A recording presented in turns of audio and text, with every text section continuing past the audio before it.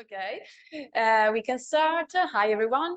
I'm Giorgia, the coordinator of ADI Padova, Association of PhD Students and Postdocs in Italy. ADI is a national association, and here Padova, we organize during the year events and workshops on various topics of interest of the academia community. Today, we are here to discuss about the ASN, the Abilitazione Scientifica Nazionale, or National Scientific Qualification, a controversial process of the Italian Academy. And yeah, the event aims to discuss about this topic, the critical issues, and rethink it all together, but also to deepen our knowledge about this topic. And the speakers are Tommaso Brollo, maybe come here closer, okay?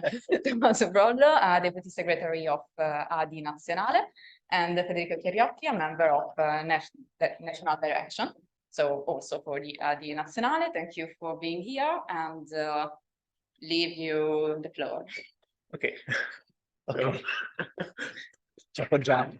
Allora.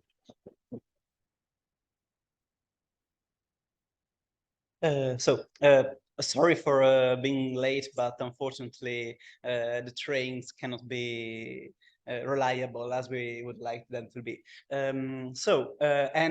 Please also, I'm quite sorry about the eventual slip of the tongue that which I might incorporate. I'm used to think about these matters in Italian. The legislation is mostly in Italian, and much of the terminology is technically speaking in Italian. So sometimes now and then I might just grasp for a translation that might never be found. Just to start very, very briefly, why is it important to speak and to discuss about the national evaluation process for being accredited to become a professor, and why it is relevant even from the very start of the of an eventual academic career, like in the first stages of the PhD, of a PhD, or even in the first years of a postdoc, more cogently perhaps, when postdoc.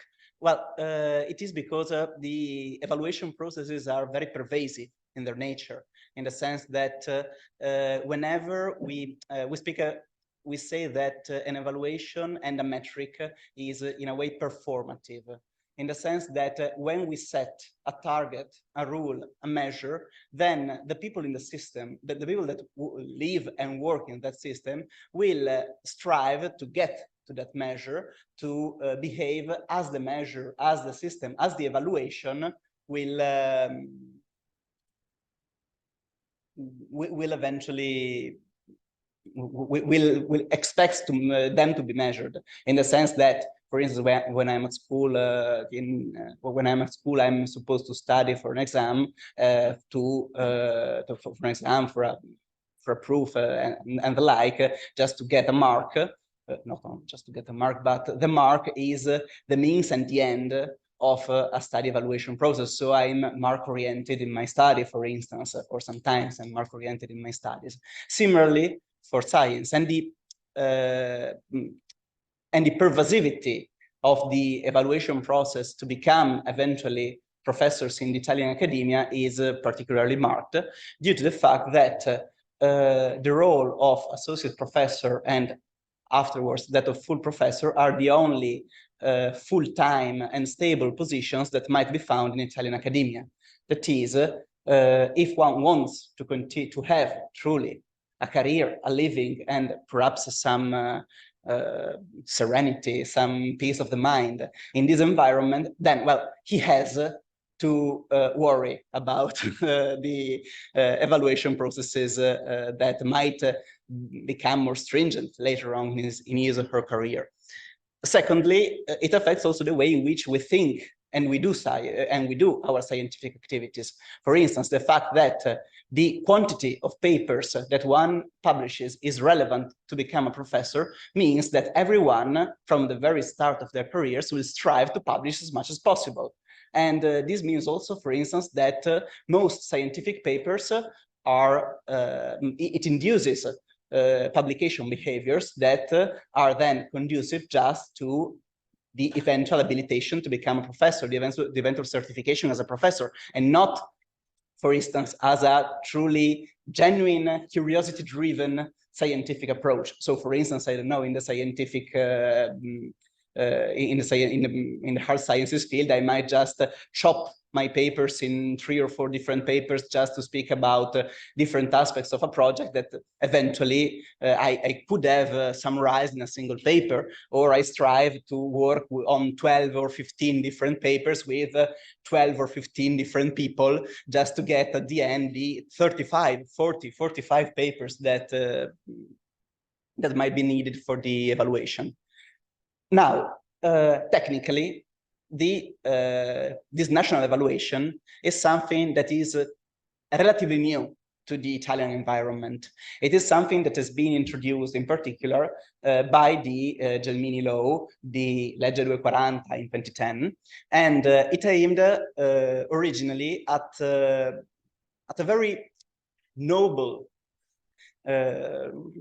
purpose. That was that of breaking the monopoly of the baronies over the university, and at ensuring that in Italian university there was a true standard, a true minimum standard of quality and excellence of the professors.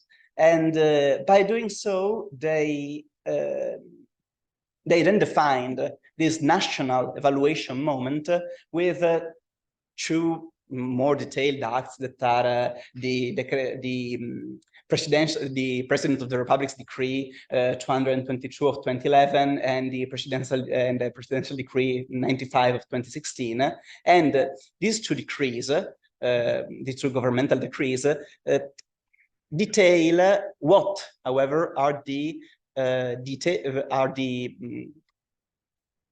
ways in which the scientific national certification is achieved. And the way in which these decrees go into defining bit by bit how you might eventually be certified as a national professor, as a professor, associate professor, or full professor, are one big aspect of the problem. We might, for a moment, just set aside the fact that the question of whether or not an evaluation, a national standardized evaluation of professors is needed or not. Let's have, for the moment, at the very least, put aside that question. But the 2 decrees state in detail how this evaluation is to be carried out. And in particular, they state that the most important, I might say the only relevant thing to become a professor is their research productivity. And their research productivity is measured differently from scientific sector to scientific sector, but generally speaking, by the number of their publications. And the publications being papers, monographs for those like me on the humanist side, let's say, and also other generic products of research that might be also conference papers and the like, whenever they have an ISBN code that might pinpoint their role. Ora, no, sorry. Apart from those qualifications that vary from sector to sector, but the big divide is between those that are called the bibliometric sectors, of which Federico will speak and will introduce more in detail, and the non-bibliometric sector, is that after this quantitative evaluation, there is a second tier evaluation of the eventual candidate to the habilitation that is what they call the qualitative evaluation. And by qualitative evaluation, it doesn't mean that they read actually what have you written, but that they see whether or not the candidate has some further indicators, like, for instance, has he ever lectured for PhD students? Has he ever organized congresses or conferences or the like? Is he editor or member of the editorial board of journals? These are some of the 10 or 12 criteria. 10, I think. They have to choose 10 out of 12 possible in the decree, if I don't know. 10. So, I mean, it's mostly, well. And there is quite a wide range of criteria that one might satisfy, but they are all quite fuzzily defined in the law. And actually, the point is that they are then to be put in practice by the committees. Because of course, as every human process, sometimes there is a human that is just behind the application of all these Byzantine rules and regulations. And to be specific, in this case, it is the very professors who have who are already associate or full professors, in general full professors. And those professors, sector by sector, convene in what are called habilitation sessions, and they declare what are the criteria to be satisfied, establish what are the criteria of the evaluation process, and then practically carry out the evaluation, that is, read all the documentation provided by the candidates. So this is very, very briefly a very introductive picture to the mechanism of the habilitation. The last thing that might be said before delving into some more details that are sector specific is that the habilitation gives no detailed, the habilitation committee is not bound to give you any detailed reason as to your rejection, eventual rejection. That is, for instance, when in Spain, when they reject your habilitation, they are forced to write long pages of memorial that states why you are not still deemed meritorious to be a professor.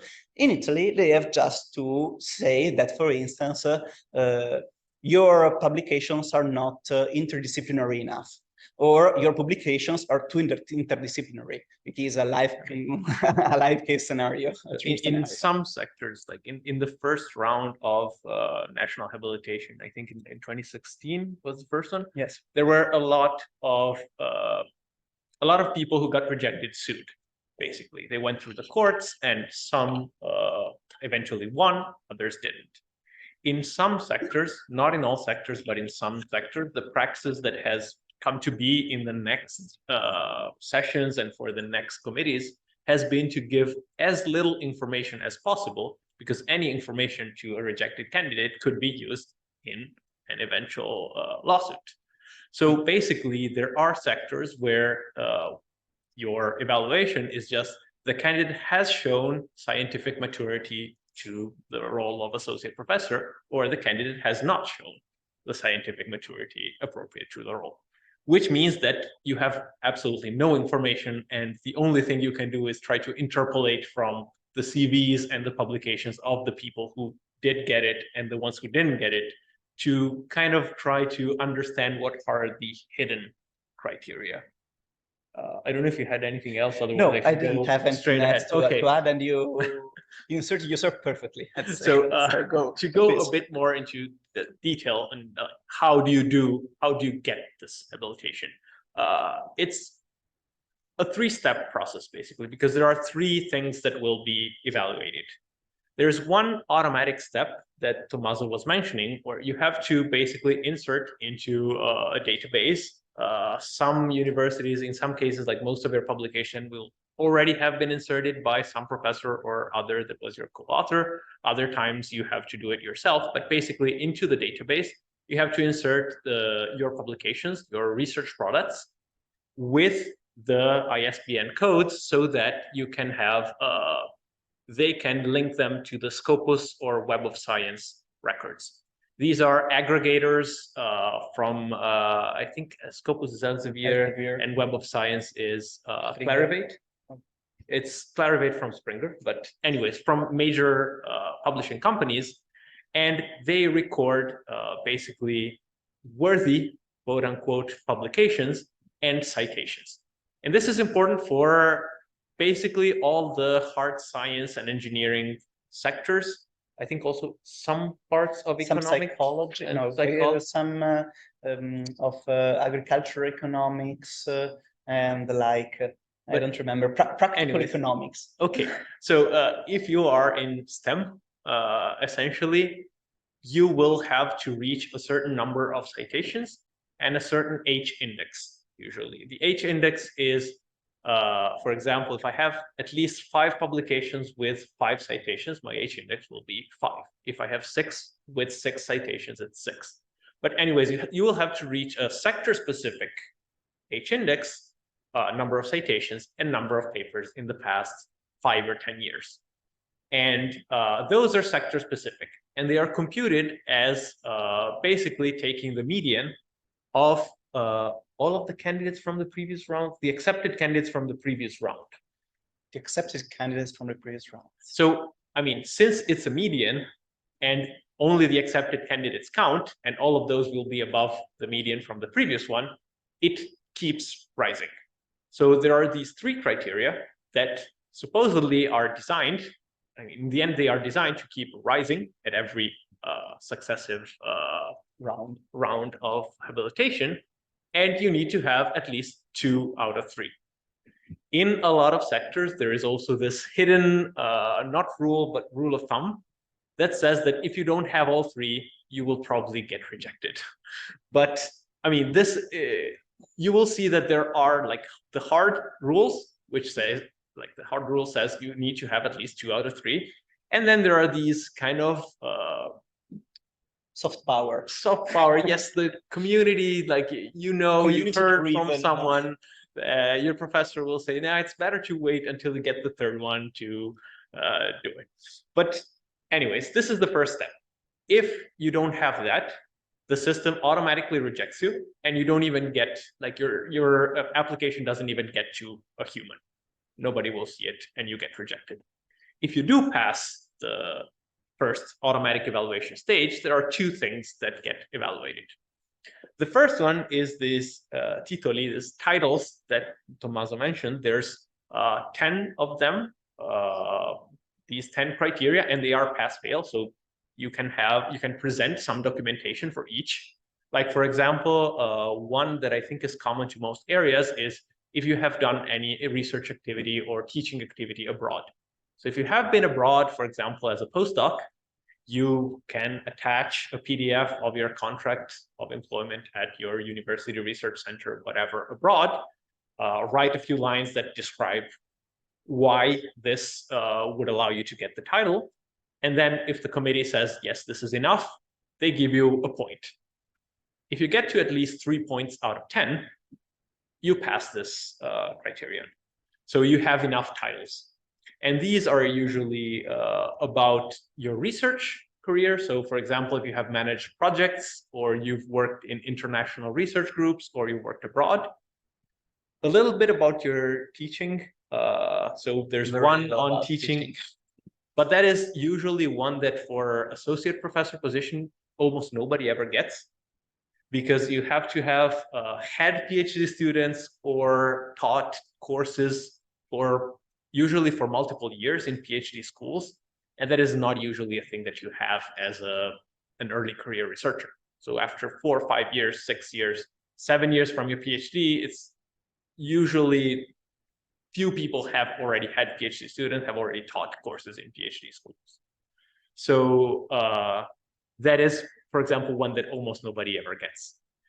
There's also something about, let's say, scientific community recognition, like awards that you got, or if you are editor of any journals, or edited special issues, or organized conferences.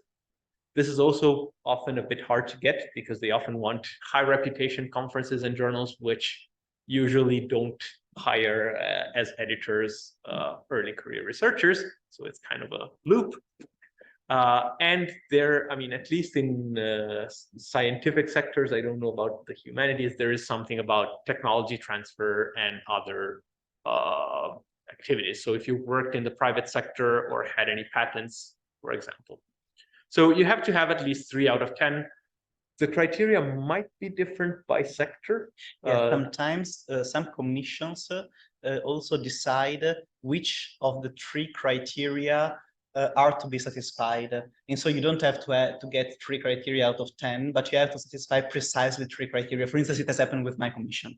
So just out of, not mine in the sense that I've never applied for, but it was the commission. And of course, for each, like, for example, I will tell you, like, the one about the awards, they have to be awards in international or national awards from, for example, best paper awards at conferences, or thesis awards, or, I don't know, fellowships for some professional societies.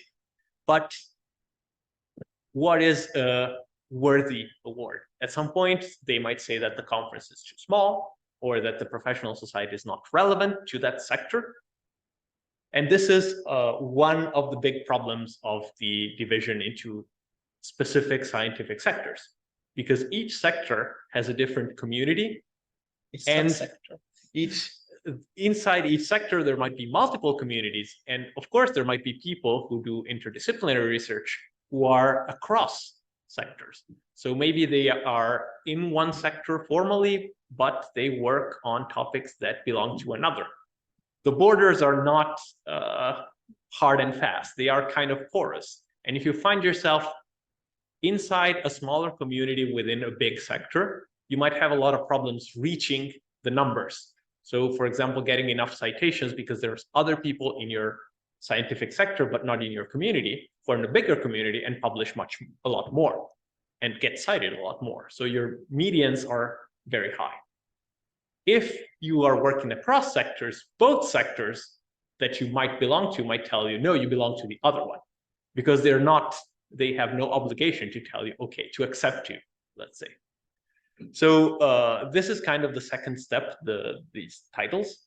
And then finally, there is an evaluation of your papers or book chapters or monographs. And you have a number, which is usually 12. I don't think it's 12 by law. No, it's 10.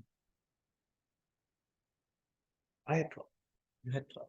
I had 12. So there's a number. It's about community-based. Yes, it varies by sector.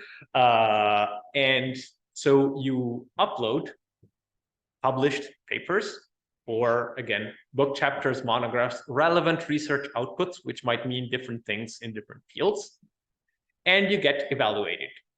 And those get evaluated on criteria that are defined by the committee.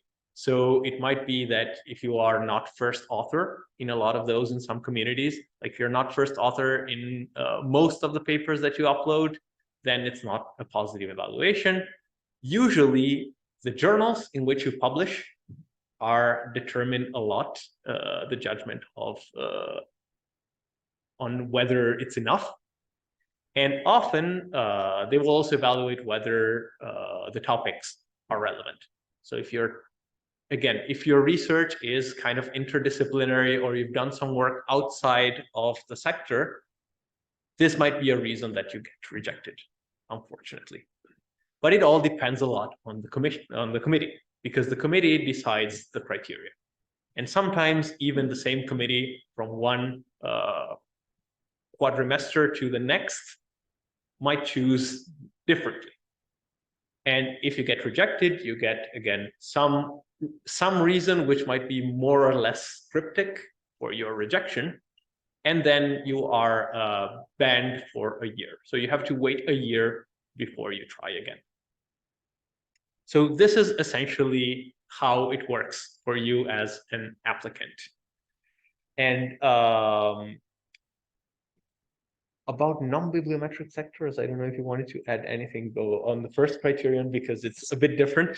It's quite a bit different. The procedure is the same, but for non-bibliometric sectors, that means history, letters, linguistics, philosophy, law, economics, and so on. You don't have to satisfy bibliometric indices, but you have rather to you have to have out of the 3 possible indices a number of minimum publications that is generally set in at least 10 publications, And those publications can be wherever they might end. They might be from book chapters to publications in low-ranked journals. Then you might have to have a paper in a Class A journal, and then you might have a monograph. It changes from sector to sector in general, but those are, broadly speaking, the three main criteria to get to the past the first stage of the habilitation. In particular, what does it mean to have a paper in a in an A-ranked journal? In the non-bibliometric sector, all journals are ranked according to their perceived weight in the community. This ranking is done by appropriate committees of professors who decide which journals are ranked ranked A, which journals are ranked non-A, and in general they are B, C, D. The non-A ranked journals are not actually classified formally, but informally they have a classification. And to be an A journal, there are some broad criteria that are generally its international reputation, its international reach, and the fact that you might have to write in English, but they change from sector to sector, from subsector to subsector, from year to year. So it's quite an ever-changing landscape. But again, these are community-based definitions that change with the single academic communities. This, of course, means also that via the instrument of the evaluation of the journals, there goes through a huge part of academic politics in Italy, at the very least for the non-bibliometric sector. That is, if I am a full professor and I think that this and not the other one is the worthy scientific paradigm to be brought forward, then I will use my political weight in the committees to arrange so as that all the journals and international journals that are closer to my approach to the discipline will be ranked higher than the other journals, and so that eventually my pupils or those that want to have a living, to earn a living in academia, have to abide by my disciplinary protocols. Whether sometimes it might be a very transparent and natural process. Sometimes it might also be a process that speaks of power of different and opposing paradigms. It is evident in economics, for instance. Economics, which is a highly political and contested discipline, has a landscape of journals which are divided very, very heavily on differing political and disciplinary approaches to the subject. And needless to say that, of course, progressive approaches which say that we should all be paid a fair wage are not among those that are most widely diffused in the academic community. So this is just main difference. This is made explicit in the ranking of journals in the A or non-A ranking in non-bibliometric sectors, but in bibliometric sectors, the paper evaluation, like the 10, 12, however many papers you send, also considers journal weight. So there is kind of often a hidden rule that you have to publish in certain journals. Often they have to be in the sector, and there might be rivalries between sectors that are close. So if the same people can apply to two adjacent sectors, one sector might, quote unquote, defend itself. So the people who are inside that sector might try to reject anyone publishing in the journals of the next door sector, because they want to protect their own pupils. Their identity. Yes, their identity, exactly. Because otherwise, maybe a larger one with a wider community, more citations, people who get rejected from that sector might choose as a plan B to go to the other one, and then again, politics. So one of the problems of the lack of transparency in the current habilitation process is this, again, arbitrary nature of the evaluation and the lack of explicit reasons for rejection. Which is a sort of a black box. You know what the inputs are, as to the outputs are quite left to randomness. And of course, well, if you have your professor that is close to his colleagues or her colleagues that are within the evaluating committee, they might have a gist about the outcome of your procedure, of your application. Otherwise, it's quite difficult to define what the result would be. We might say so that the main problems that we have outlined so far, also how the situation, how the procedure goes, are about the transparency, the fact that it is arbitrary sometimes, it is arbitrary, that it is highly difficult to understand what the outcome will be. And however, there are also more general consequences in terms of scientific behavior. And in particular, one of the most peculiar consequences is about scientific conformism. We have already spoken about the fact that each sector defends itself knife in hand to protect its own identity, be them scientific or non-scientific, like non-scientific. Slip the tongue. But the problem is that the system as it is stands against any research that is at the frontier, because any research that is at the frontier, particularly in the bibliometric sector, but also of course in a non-bibliometric, will get penalized by the indices in their case, or by the community in our case. And in general, it discourages from lengthy procedures and lengthy engagements in frontier research, for instance, because it has low citations, smaller communities, lower impacts, lower possibilities to get recognized by the rest of the community. And particularly if you come to a breakthrough that falsifies perhaps what a bunch of older professors have said, they might even get angry with you. And you might not even see your habilitation never ever again. I mean, there's also a problem in the type of research, the type of papers that get published. Because, for example, in my sector, there's so-called magazine papers, which are meant for kind of a wider audience, not maybe of that specific sector, but of the wider field. And those often get cited very often because people need some papers for contextualizing their work in the introduction. But one citation in the introduction that says, for example, like I do telecommunication, that says, with the rise of 5G and 6G, this and this is going to happen, which is totally irrelevant to the topic of the paper. It's just like context, is worthy just as much as one citation that takes your work and builds upon it. So one citation is one citation. Or if you, for example, do a survey paper, which is a survey of the existing literature on a topic, that is, I mean, of course, worthy. It's not original research that takes the field in a new direction. So the kind of research that gets done and also the kind of papers that get published depend on these indicators. Also, you might want to, again, publish in a journal that has a wider reach, for example, open access. So if you can pay, if your university, your group can pay the open access fees, then you often get cited more. So there's also this economic aspect. If you can get into some of the social circles, like the big, with the big names, if you can get a big name in your paper, then that is automatically a boost to your citations. So there's all sorts of distorting effects. And there's also, at some point,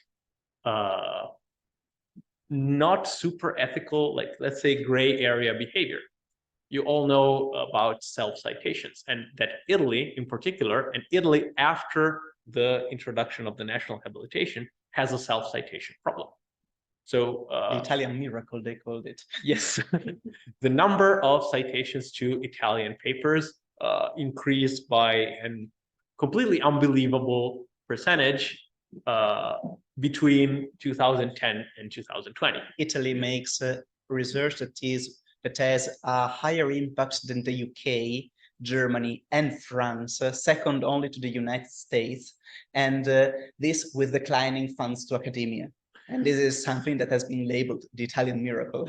Just and there's also some studies that show that the number of citations increases, and the number of people who cite you decreases, because those citations are either self-citations or citations within tight rings. Yes, there's so-called citation rings of friends who cite each other a lot. And this is also hard to combat using objective criteria, because if you try to block, for example, discount self-citations and citations from always the same people, you penalize, again, smaller communities. Because if only 5 people are working on a topic, it doesn't mean it's not a worthy topic. It's maybe a frontier topic. A frontier topic, yes, or an interesting topic that is not very well funded, for example. And again, if only 5 people cite you, it looks like a citation ring, but maybe it's just a small subsector. So the problem is kind of has 2 faces, and it looks like a huge contradiction, because on one side, the system is highly arbitrary and it's possible to game it. I mean, the committee in the end can reject you for basically any obscure reason. They don't even have to give you a reason. On the other hand, the part that is objective and not subject to the arbitrariness of the committee, at least in the bibliometric sectors, is produces this distorted behavior. So it looks like a very difficult conundrum. Yeah, we might just I might say that we might just say 2 words about what comes afterwards, and then we might open the floor to questions or to suggestions. Oh, about this, we are just 20 minutes from now, so just bye. One disclaimer before we talk about the possibilities for reform, and then we open the floor to questions. As I think you got from what we said, everything is very sector specific and sometimes changes from year to year. So we can answer your questions in on the habilitation in general and in political terms. But if you want to know something about your own habilitation process, which journals are good, which journals are not, then we don't First we don't you know should enough go to and help. speak with your professor, and Yes. eventually get him to teach you how the system works. And secondly, there is the website of Abilitazione Scientifica Nazionale, which is of course only in Italian, where you might find sector by sector all the informations needed for your evaluation processes for the current habilitation session. It is actually the one in prorogation, but this is another. Yes, and there's also the older evaluation, the score sheets. Let's say the responses are public for I think 2 months.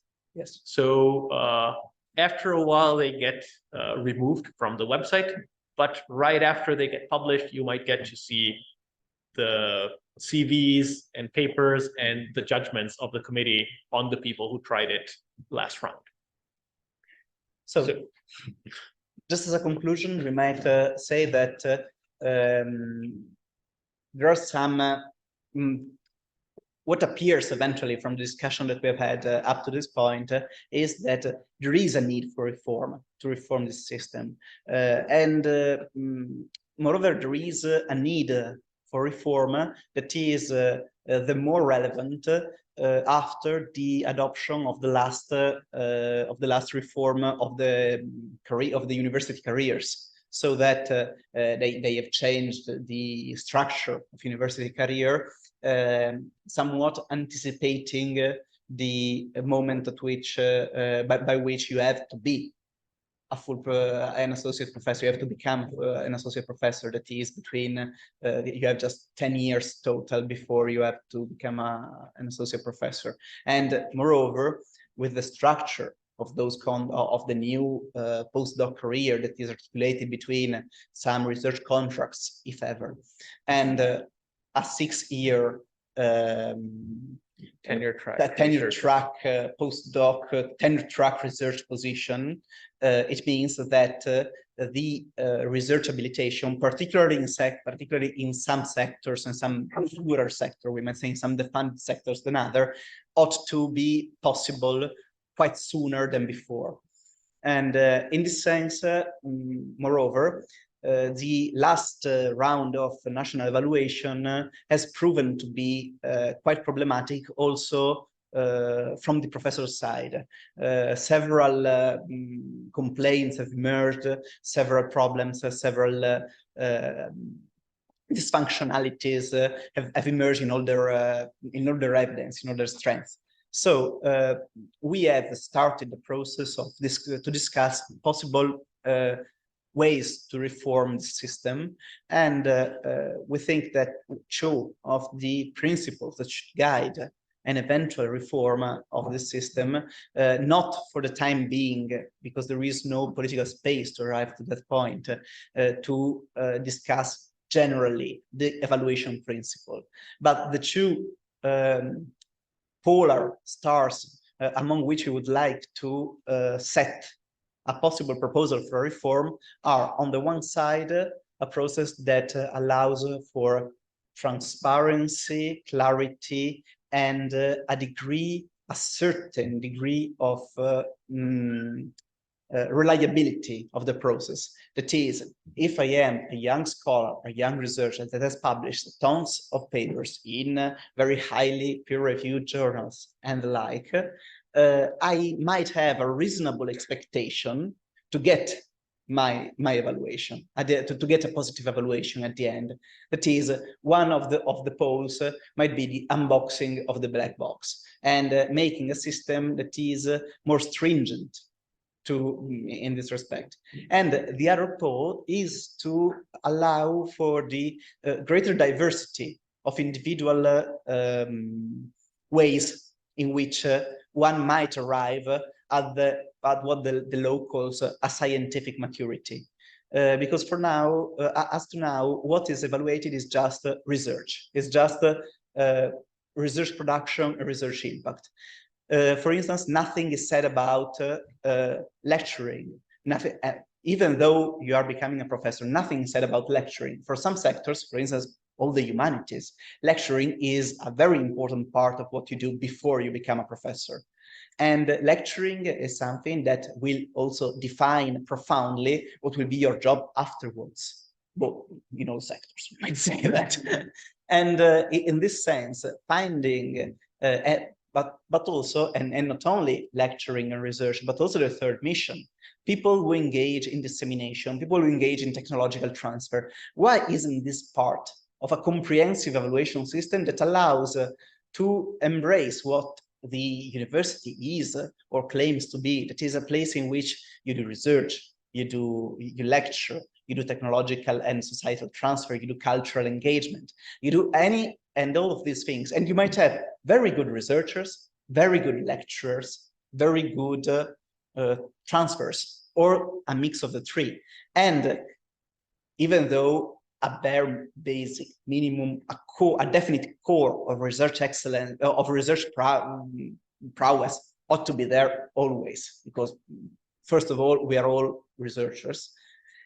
Allowing for a plurality of approaches to get to the evaluation, to get to pass the evaluation, allowing for a plurality of ways in which to get the evaluation might be, in our opinion, a very good, quite a promising idea, quite a promising strategy.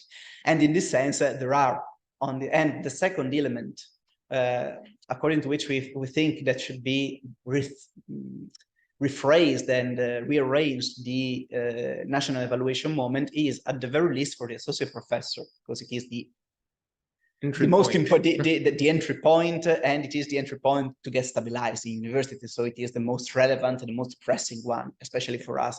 I mean, you can fail the full professor habilitation 10 times and you still have a job. Yes, exactly. You fail that of associate professor and you don't have one. The is not to have an inflationary system. not to have a system that gets harder and harder every year that passes, with the system of the inflating medians and so on, but choosing a system that actually answers to the very idea of what the national habilitation is or should be according to the law, that is giving and ensuring the minimum quality requirements to become a professor, because moreover afterwards there are the local the local competitions to have an actual job as a professor. The qualification that doesn't mean that you are a professor. Afterwards you have competitions. After you have several more evaluation moments by your committee, by your scientific community. For instance, in France, like in Spain, like in Germany, the habilitation systems are generally set a level, not a moving target that changes with time and becomes eventually unbearable to get to. And you have composite systems, for instance, like in Spain, where lecturing has a huge part in defining whether or not you're going to be a professor. Or you have a point score system. That the world is full of solutions that have their pros, their cons. You cannot just take a system and impose it verbatim on Italy, of course.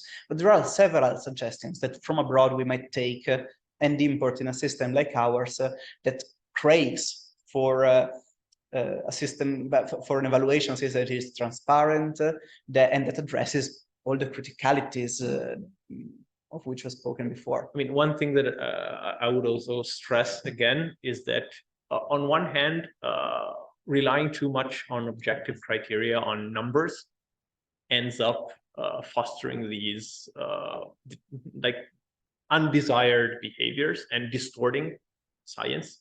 Because if you distort what people publish, you distort the scientific community, and this is not a positive result.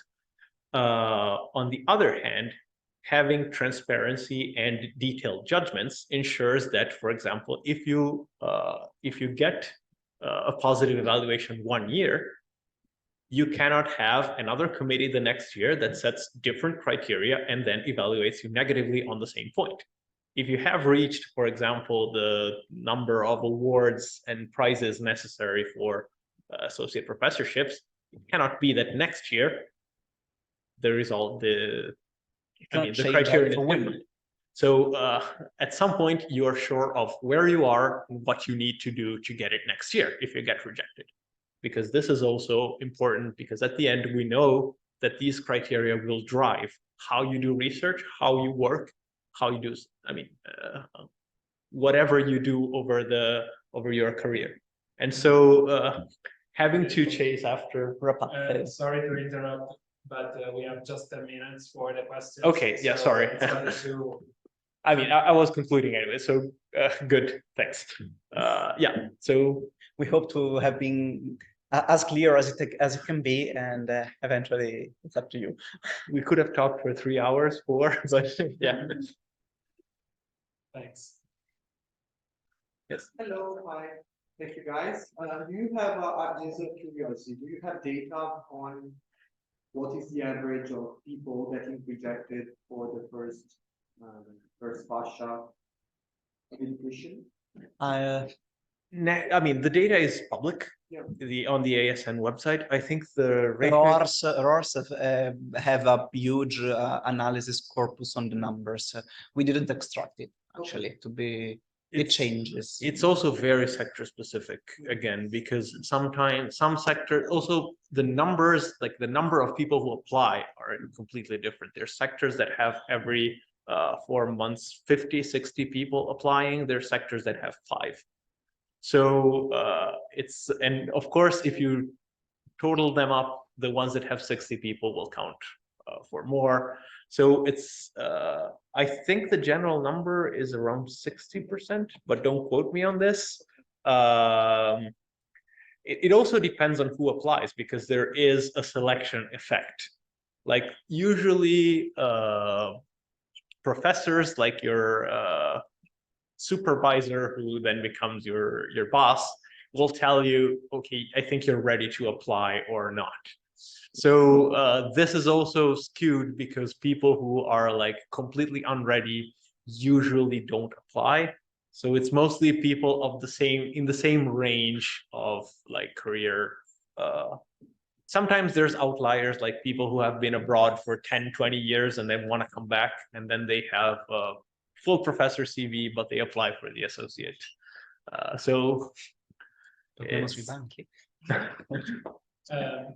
There is one question for home. That is, Emmanuel asks, how exactly are the media determined? Is the new age index threshold for a given sector set as the median age index of people who got the qualification in the last round? Is it updated every year or every round? Thank you. It's updated every 2 years when they change the committees. So it should be updated every 2 years. It has not been updated since 2018. 2018 because actually committees have been only partially renewed because they are actually in prorogation. I mean, but again, the text of the law says that it should be renewed every 2 years when they change the committees. Actually, they've been using the same criteria since 2018. And for the selection of the committee, they have again used the same criteria as in 2018, even for the next round, which will be 2023 to 2025. They have also stated that they will use the same criteria of 2018 for the evaluation of candidates. Because so in the prorogation, it is a general freezing of things. How are the committees chosen? I know that they have to, professor can apply, you can say, I want to be part of it, but then who decides? I'm not sure. I mean, usually they have to try to find the professors who are willing, because not many it's a lot of work and not many professors want to do it. But it's by extraction, I think. They have to satisfy some criteria, some very stringent criteria, and they have to be leading researchers in the field, their own field in general, and then they are selected by randomly selected. Among the parameters that you mentioned about this black box, discussing about the evaluation system, is there an influence on the number of candidates in each round? I don't know if again, this is not something that you can know ever, but I know, like, you hear through the grapevine sometimes that some committees set thresholds of like percentages of candidates that pass. This is completely against the spirit of the habilitation and the letter of the law as well, because candidates should be evaluated individually. But again, within the committee, it doesn't go like in the minutes because they are very careful usually of not to put illegal stuff in the minutes, but you cannot know what they say. So this leads to the second question. In the past, it was once a year to have this evaluation. Now with the new report, it should be every month. If I correctly. No, there are different windows to different apply. windows. I don't remember if it's 3 or 4 every year, but if you apply for 4, okay, thanks. But if you get rejected, you cannot apply for 1 year. Yeah, so you have to wait for the next year. Okay, we can repeat it. It's fine. And maybe someone told me that. What do you think about that? It's a big question. So just for the people at home, I'll just summarize it. He's a PhD student, and he asked what's in between. Like before you ask for you apply for the habilitation. After the PhD, there's this postdoc period that might be. But before you apply for the habilitation, of course, you live for the habilitation and towards the habilitation. If your destiny, if you think your career might be in academia, and our opinion to what should be there between your PhD and when you become a professor well, it might be enshrined in what was the reform of last year. That is, after a PhD, you should get a 6-year tenure track contract that after 3 years evaluates you, and whether you have, and if you have obtained your national qualifications or you are deemed ready to be a professor, then you pass this qualification, you go through your your remaining 3 years of a tenure track contract, and then you eventually become a university professor. Or you fail the tenure and you get out of the system as in all the other countries of the world eventually. Of course, it's not like this. I think you can apply straight away with the you RTT. can apply straight so away you can to become the an RTT. associate In fact, professor this straight is away. the RTT could be taken just after the PhD, and actually this was the ratio of the reform, that the RTT should be taken right away, and the contract, the research contract, being just a solution to a marginal solution to accommodate for precise research needs from the department, or for instance, I don't know, the department that on that position had no funds, because we are a university with a lot of funds, so it is an exception, the fact that we don't have funds to open a permanent position, and we just make him work for 2 years while we collect all the funds to open the full-time position, the research position. This is our opinion. Then the point is the space between the PhD and a full-time indeterminate contract should be reduced as much as possible. Though, to be realistic, trying to reduce too much, trying to return to, for instance, systems like that of the ricercatore a tempo indeterminato that was before the reform of 2010 is, well, politically out of the table, I'd say. We might think about it academically, but not politically. Yeah. I don't know if how much I've answered to you, but this, of course, is our position. It's not. Yeah, I mean, in the end, practically, what is going to happen is also up in the air at the moment. Where again, we're going to have a tough fall. We're waiting to understand what will happen with the assegni di ricerca, with the postdocs, with the normal postdocs, and what will happen with the postdoc, with the research contract, of course. That is, the research contract is still waiting for a result from the national collective agreements, and the assegni will or will not be extended, probably will be, in all likelihood, they will be extended. And what will be of the research contract, no one knows, not even the ministry, I might say. This is it. We are in a moment of transformation, and as Gramsci might say, when things changes, all the bad and black things come out. But no, but also it's important to remember that I mean, your question goes in that direction, that the habilitation is just one piece of the puzzle, because in the end it's one system, and also how you design the habilitation matters on people's careers and the recruitment, and also how the recruitment actually gets implemented, how much funding there is, what positions are actually published, ends up influencing the praxis, like how the habilitation in the end becomes, like, gets applied. By the way, just to say, for instance, in my sector, which is particularly defunded, they have customarily reduced the number of people that were awarded a national scientific habilitation to the bare minimum, so that because the funds to actually open afterwards a professorial position were so few that they didn't think about inflating the system with legitimate aspirations to become professors, but then perhaps being at 50 still a part-time lecturer.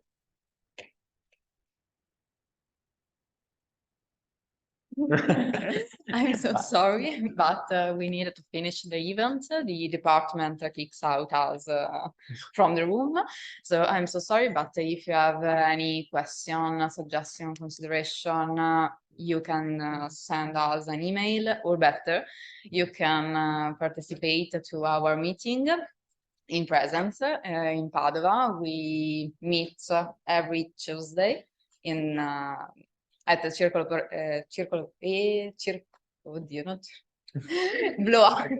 Blow Up, so sorry, near Portello from 7 p.m.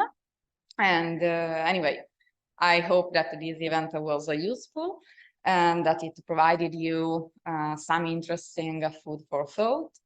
And thank you for participating. Thanks to our speakers. And I would like to thank ADI Venezia, Trento, and especially ADI Verona, who collaborated in organizing this event. So thank you.